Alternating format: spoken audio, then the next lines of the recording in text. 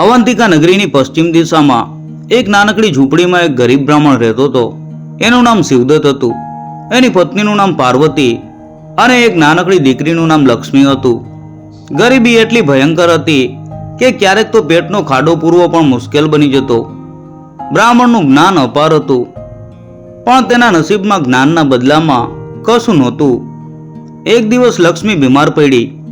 ઝીણા તાવની સાથે તેના શરીરમાં નબળાઈ એટલી વધી ગઈ કે તે પથારીમાંથી ઊભી પણ થઈ શકતી નહોતી. શિવદત્તનું હૈયું ફાટી ગયું. તે ગરીબીથી ટેવાઈ ગયો હતો, પણ પોતાની દીકરીની આ હાલત તેનાથી સહન ન થઈ. તેની આંખોમાં આંસુ સુકાતા નહોતા. પાર્વતી પોતે પણ ભૂખથી પીડાઈ રહી હતી. તે શિવદત્તને સાંત્વના આપતી અને કહેતી કે ચિંતા ન કરો, ભગવાન કંઈક રસ્તો બતાવશે. શિવદત્તે દીકરીને સાજી કરવા માટે દવા માટે પૈસા ભેગા કરવાનો પ્રયાસ કર્યો. તે આખા ગામમાં ફર્યો, પણ તેને ક્યાંયથી કાંઈ ટેકો મળ્યો નહીં. અંતે તેણે નિરાશ થઈને રાજા વિક્રમાદિત્યના દરબારમાં જવાનું નક્કી કર્યું. તેને ખબર હતી કે રાજા દયાળુ છે અને કદાચ તે તેની મદદ કરશે. રાજા વિક્રમાદિત્ય પ્રજા પ્રત્યેના પ્રેમના કારણે જાણીતા હતા. રાજા ન્યાયી, પરાક્રમી અને દયાળુ હતા. શિવદત્ત દરબારમાં પહોંચ્યો. ત્યાં સેંકડો લોકો તેમની ફરિયાદ અને અરજીઓ લઈને ઊભા હતા. શિવદત્તને લાગ્યું કે રાજા સુધી પહોંચવું અશક્ય છે, પણ તેની દીકરીની યાદ આવતા તે હિંમતભેર ઊભો રહ્યો. આખરે તેનો વારો આવ્યો. રાજાએ શિવદત્તને જોયો. તેના ચહેરા ઉપર ગરીબી અને નિરાશાની રેખાઓ સ્પષ્ટ દેખાઈ રહી હતી. શિવદત્તે આખી વાત રાજાને જણાવી. તેની દીકરી બીમાર છે અને તેને દવા માટે પૈસાની જરૂર છે. તેની વાત સાંભળીને રાજાનું હૃદય પીગળી ગયું. રાજાએ તરત જ તેને સોનાના સિક્કા ભરેલી થેલી આપી અને કહ્યું, આ લઈ જા અને તારી દીકરીની સારવાર કરાવ. જ્યારે પણ કોઈ જરૂર પડે ત્યારે મારો દરવાજો તારા માટે હંમેશા ખુલ્લો છે. શિવદત્ત રાજાના ચરણોમાં પડ્યો અને તેમનો આભાર માન્યો. તે ખુશ હતો. હવે તેની દીકરી સાજી થઈ જશે. તે ખુશીથી ઘરે પાછો ફરવા નીકળ્યો, પણ તેના મનમાં એક વિચાર આવ્યો.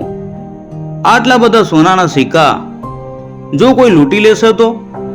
તેણે વિચાર્યું, અહીંથી જંગલનો રસ્તો ટૂંકો છે, જંગલથી જવું જોઈએ.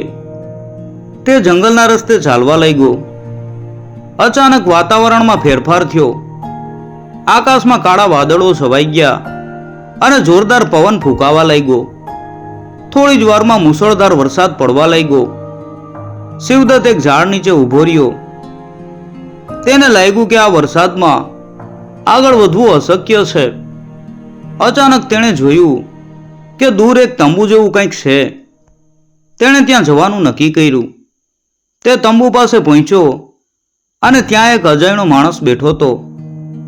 એ માણસે શિવદત્તને આવકાર્યો અને કહ્યું કે અંદર આવી જાઓ. આટલા વરસાદમાં બહાર કેમ ઊભા છો? શિવદત્ત તંબુની અંદર ગયો. તેણે જોયું કે એ માણસ પણ એક બ્રાહ્મણ જેવો જ લાગતો હતો. શિવદત્તને આ માણસ ઉપર વિશ્વાસ બેસી ગયો. તેણે આખી વાત તેને જણાવી.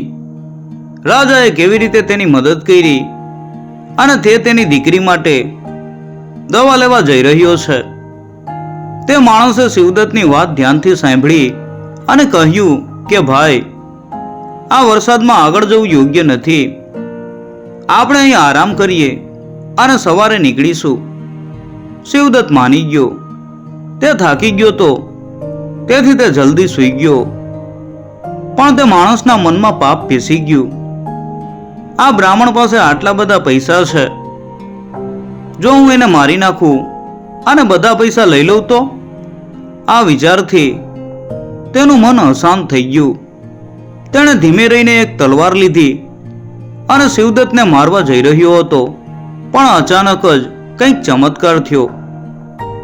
જેવો તે અજાણ્યો બ્રાહ્મણ તલવાર લઈને શિવદત્તને મારવા જતો હતો, અચાનક એક વીજળીનો ચમકારો થયો. એ ચમકારામાં તેમને શિવદત્તના ચહેરા ઉપર એક અદ્ભુત પ્રકાશ દેખાયો અને તેને એક ક્ષણ માટે લાગ્યું કે શિવદત્ત કોઈ સામાન્ય મનુષ્ય નથી. તેનું હૃદય ધબકવા લાગ્યું અને તેના હાથમાંથી તલવાર નીચે પડી ગઈ. તે ડરી ગયો.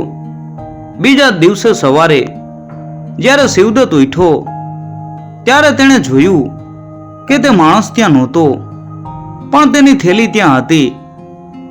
શિવદત્તને લાગ્યું કે તે માણસ કદાચ કોઈ કામથી ગયો હશે. તેણે જવાની તૈયારી કરી, પણ તેણે થેલી ખોલીને જોયું તો તે ચોંકી ગયો. સોનાના સિક્કા નહોતા, એની જગ્યાએ પથ્થરોના ટુકડા હતા. શિવદત્તનું હૃદય ભાંગી ગયું. આ શું થયું? કોણે કર્યું? શું તે અજાણ્યા માણસે કર્યું? તેની આંખોમાં ફરીથી નિરાશા અને આંસુ ઉભરાઈ આવ્યા. તેની દીકરીની હાલત તેને યાદ આવી. તે રાજા પાસે પાછો ફર્યો. દરબારમાં પહોંચીને તેણે આખી વાત કરી કે મહારાજ, મારા પૈસા ખોવાઈ ગયા છે, હવે હું શું કરું? રાજા વિક્રમ આશ્ચર્યચકિત થઈ ગયા. તેમણે શિવદત્તને કહ્યું, તું ચિંતા ન કર, હું તને ફરીથી પૈસા આપીશ. અને રાજાએ તેને ફરીથી સોનાના સિક્કા ભરેલી થેલી આપી. શિવદત્તે ફરીથી રાજાનો આભાર માન્યો અને ઘરે પાછો ફરવા લાગ્યો. આ વખતે તે જંગલના રસ્તે ન ગયો, તે નગરના રસ્તે ગયો. તે વિચારવા લાગ્યો, કોણ હશે તે માણસ? આ જ સમયે રાજાના મનમાં પણ શંકા પેદા થઈ. શું શિવદત્ત સાચું બોલી રહ્યો છે કે તે માત્ર એક નાટક કરી રહ્યો છે? રાજાને શિવદત્ત ઉપર સંપૂર્ણ વિશ્વાસ હતો, પણ તેમના મંત્રીઓએ તેમને સમજાવ્યું કે મહારાજ, કદાચ આ કોઈ ષડયંત્ર છે.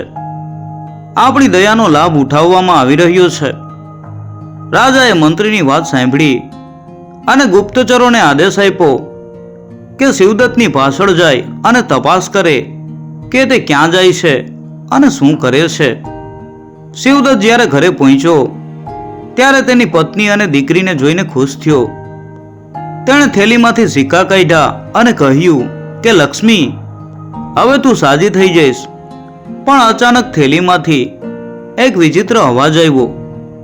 શિવદત્તે ફરીથી જોયું તો થેલીમાં કોઈ સિક્કા નહોતા, ફરી પથ્થરના ટુકડા હતા. શિવદત્તનું હૃદય ધબકારો ચૂકી ગયું. તે આઘાતમાં હતો. આ શું થઈ રહ્યું છે?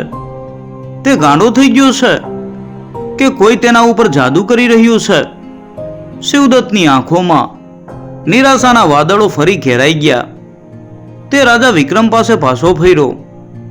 આ વખતે તેના ચહેરા ઉપર માત્ર નિરાશા નહોતી, પણ એક ઊંડો આઘાત હતો. મહારાજ, ફરીથી મારા પૈસા પથ્થર બની ગયા છે.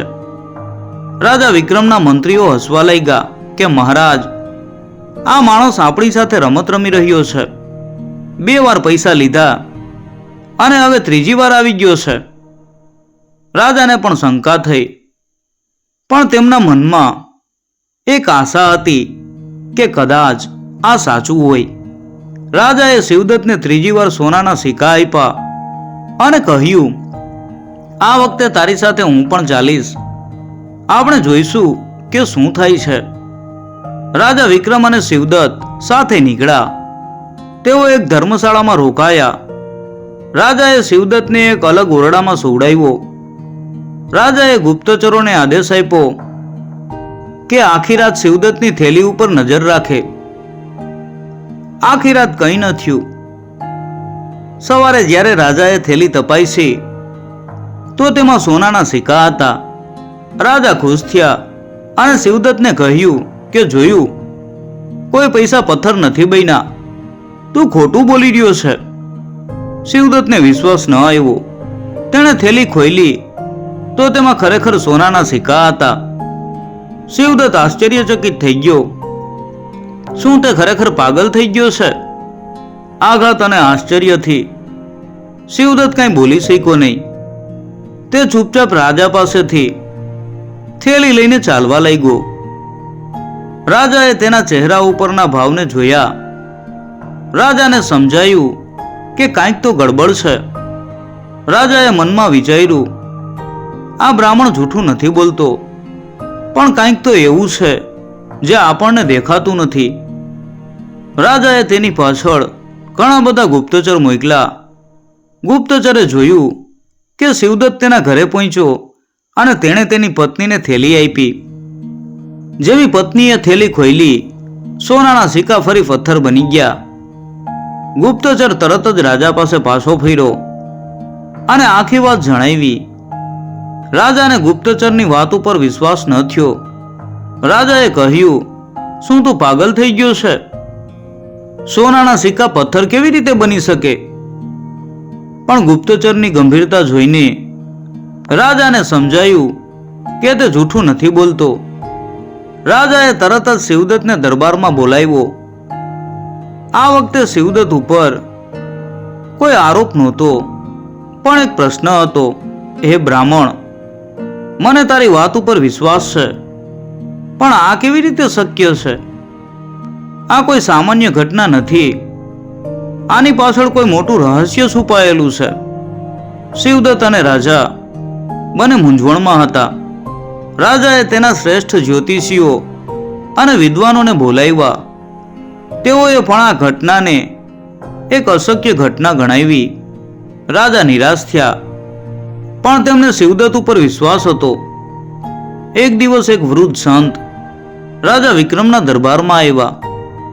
રાજાએ તેમને આ આખો કિસ્સો જણાવ્યો. સંતે બધું ધ્યાનથી સાંભળ્યું અને હસવા લાગ્યા કે મહારાજ, આ કોઈ જાદુ કે શ્રાપ નથી. આ તો એક પરમ સત્ય છે. આની પાછળ એક રહસ્ય છુપાયેલું છે, જેનો ઉકેલ માત્ર તમારી પાસે છે. સંતે આગળ કહ્યું, જ્યારે તમે શિવદત્તને સોનાના સિક્કા આપો છો ત્યારે તમે દાન આપો છો, પણ જ્યારે તે થેલી લઈને ઘરે જાય છે ત્યારે તે દાન પથ્થર બની જાય છે. કારણ કે દાન ત્યારે જ સફળ થાય જ્યારે તે દાન પાત્ર સુધી પહોંચે. અને આ કિસ્સામાં દાનનું પાત્ર શિવદત્ત નથી, પણ તેની દીકરી લક્ષ્મી છે. લક્ષ્મીના ભાગ્યમાં જે કષ્ટો લખેલા છે તે કષ્ટ કોઈના દાનથી દૂર નથી થતા. રાજા આશ્ચર્યચકિત થઈ ગયા. તો શું શિવદત્તનું દુઃખ કદી દૂર નહીં થાય?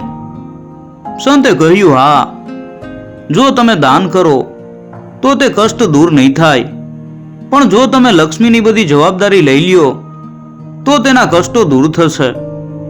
રાજાને હવે બધું સમજાઈ ગયું. તેમણે તરત જ શિવદત્તને બોલાવ્યો અને તેને કહ્યું, આજથી હું તારી દીકરી લક્ષ્મીનો પિતા છું. તેની બધી જવાબદારી હું લઈશ. રાજાએ શિવદત્તને એક ભવ્ય ઘર અને પૂરતી સંપત્તિ આપી. શિવદત્ત અને તેની પત્નીની આંખોમાં આંસુ આવી ગયા. આ આંસુ દુઃખના નહોતા, પણ ખુશીના હતા. રાજાની દયા અને કરુણાએ તેમના જીવનને બદલી નાખ્યું. આમ રાજા વિક્રમે માત્ર ધનનું દાન ન કર્યું, પણ એક ગરીબ બ્રાહ્મણના પરિવારની જવાબદારી ઉઠાવી. આ કથા આપણને શીખવે છે કે દાનનો હેતુ માત્ર પૈસા આપવાનો નથી, પણ કોઈના જીવનમાં આશા અને ખુશી લાવવાનો છે.